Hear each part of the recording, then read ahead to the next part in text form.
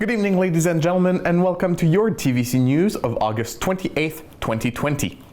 Tonight, new cases of COVID in the region, the recovery plan in Prescott-Russell, a new policy for foreign visitors to Canada, and a staggered back-to-school season for students.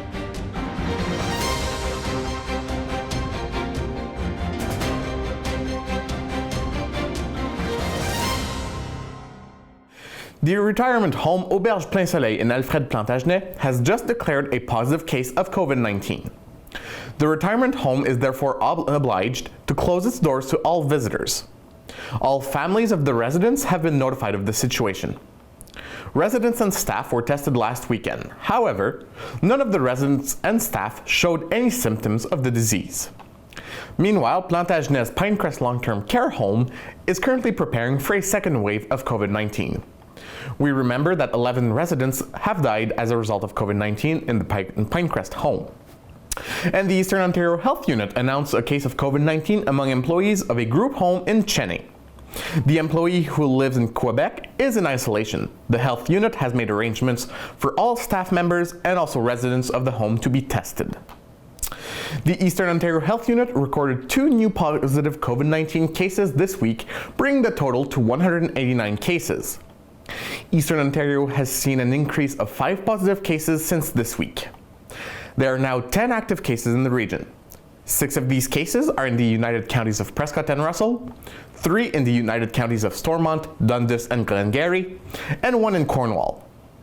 In Ontario, there were 118 cases of COVID detected yesterday, and that was up from last week.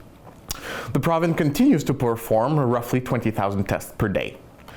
With the back-to-school soon approaching, transporting students back to school gives bus company owners a headache. For Gilbert Leduc, owner of Leduc Bus Line in Rockland, his bus drivers are ready for this special back-to-school season. And the Ministry of Education has given Ontario School Boards approval to staggered back-to-school time for students. The Conseil scolaire de District catholique de l'Est ontarien will implement this measure to ensure the safety and well-being of all. This year, the back-to-school period will be staggered from September 3rd to September 9th for the CSDCO's elementary and secondary school. All students who have chosen the in-person mode of school attendance will be in class starting September 10th. For students who have chosen voluntary homeschooling, they will receive a communication from a staff member during the week of September 8th. As a reminder, with the COVID-19 pandemic, hygiene and public health measures will be put in place to ensure the safety of students and staffs. A website for the start of the school year 2020 and 2021 is available for parents to find out the particularities for their children according to the school level. And the United Counties of Prescott and Russell Economic and Tourism Development is working with the 8th municipality in the region to make the Prescott and Russell Economic Response and Recovery Plan available to the community. This plan is the result of a collective effort to organize and implement regional economic recovery. The strategy and the 37 actions proposed to revive the economy of Prescott and Russell are based on the opinion of the businesses community gathered through 2 surveys that registered 758 respondents. Carole Lavigne, Director of Economic and Tourism Development at CUPR, explained in a press release that at the beginning of the crisis, the objective was to limit the economic impacts related to COVID-19. She stressed that to ensure economic recovery and allow businesses to restart safely, they must adapt to new realities and innovations to ensure their longer-term resilience. The recovery plan is based on 7 strategic axes that aim to support businesses, promote local purchasing behavior, ensure a digital turnaround, improve the resiliency of the business community, review regional strategic economic planning, develop the regional workforce, and restore the confidence of consumers as well as tourists in the region. With back to school approaching, it also means back to school for post-secondary students. Many potential international students who would like to study in Canada this fall are uncertain due to travel restrictions. Immigration, Refugees and Citizenship Canada is aware of this situation and will continue to respond to these uncertainties with 3 new measures on eligibility for a post-graduation work permit for students starting online programs. These changes are intended to relax the eligibility rules for the post-graduation work permit.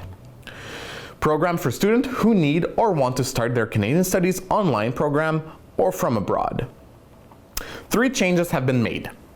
First of all, students can now study online from abroad until April 30th, 2021, without time being deducted from the duration of a future post-graduation work permit, as long as 50% of their program of study is eventually completed in Canada.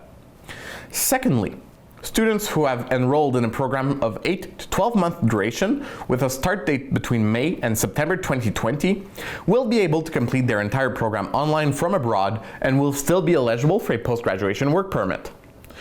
To be eligible for these measures, students must apply before beginning a program of study in the fall 2020 semester or the semester beginning in January 2021. The relaxation of restrictions related to COVID-19 pandemic will depend on the progress made in Canada and around the world to stem the spread of coronavirus disease. Visitors who are currently in Canada and have a valid job offer will be able to apply for a work permit from their employer, and if the application is approved, they will receive the permit without having to leave the country, thanks to a new public policy announced this week by the Honourable Marco Mendicino, Minister of Immigration, Refugees and Citizenship. However, this policy does not apply to visitors who arrived after August 24th. This temporary policy change is already in effect and will benefit employers in Canada who are still having difficulty finding the workers they need. Temporary residents who would like to work with their skills as Canada recovers from the COVID-19 pandemic will also benefit. During the pandemic, temporary residents who remained in Canada were encouraged to maintain valid legal status. As air travel is limited around the world, some visitors to Canada were unable to leave, while some foreign workers had to change their visitor status because their work permit expired and they did not have a job offer to apply for a new permit. Some employers in Canada have also faced labor and skills shortage, particularly those who provide important goods and services that Canadians rely on.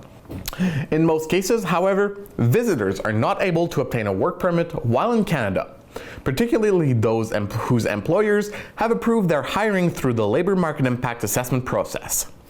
To be eligible, applicants seeking this benefit from this temporary public policy must 1. Have a valid visitor status in Canada as of August 24th, 2020, and remain in Canada, have a job offer, submit an employer-specific work permit application supported by a Labour Market Impact Assessment, or a job offer that is exempt from an LMIA by March 31st, 2021, and meet all other standard eligibility criterias. Locally now, the South Nation Conservation wants to plant 200,000 trees on its territory in the spring of 2021.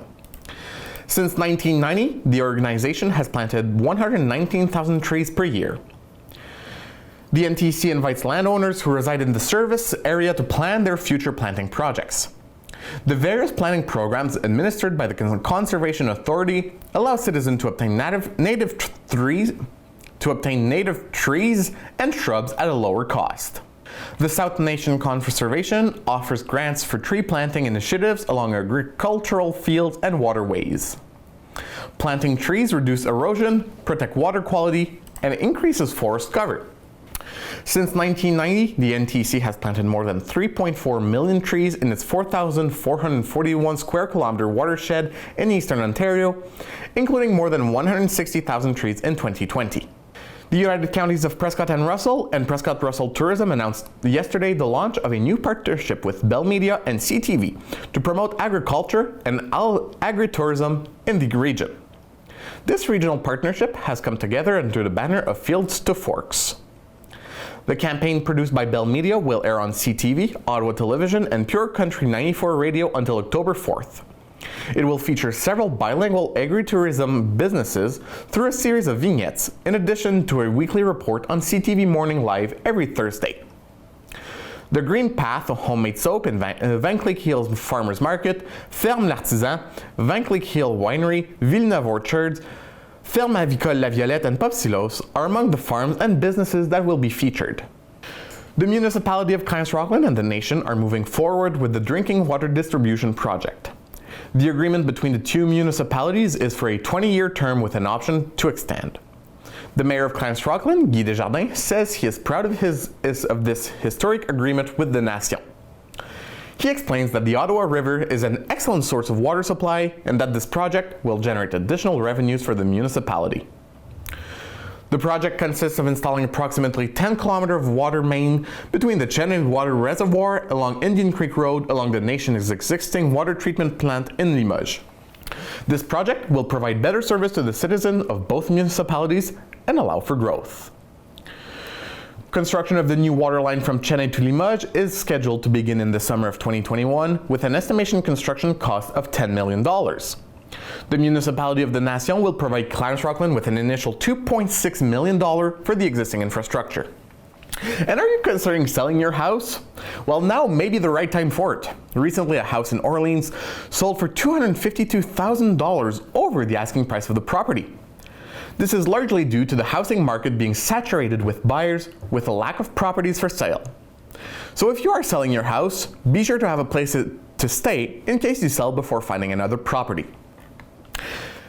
And finally, in terms of politics, last Monday, Erin O'Toole was elected leader of the Conservative Party of Canada on the third ballot, defeating founding member Peter MacKay on the third and final ballot.